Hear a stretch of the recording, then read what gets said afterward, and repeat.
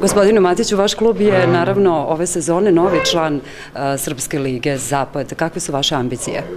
Pa kada radite u klubu koji vodi Nemanja Matić, ambicije nikad ne mogu da budu prosečne, ali sigurno u ovom trenutku bilo bi previše optimistički najaviti pohod odmah na prvu ligu, ali u svakom slučaju Jedinstvo želi da bude stabilan srpskoligaš i verujem vrlo brzo i da razmišlja i o višem rangu.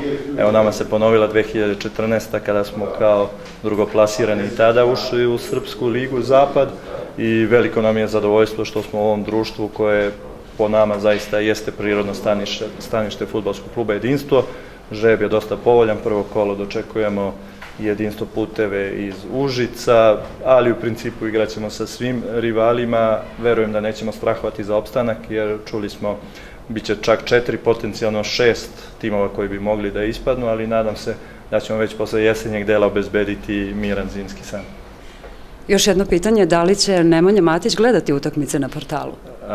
Poznajući Nemanju, vrlo je verovatno da će gledati i utakmice na Ubu kad god mu se ukaže prilike ili neko slobodno vreme, a naravno Nemanja je tu uz nas svakog sekunda. Evo, dok je trajala konferencija, nestrpljivo je čekao parove.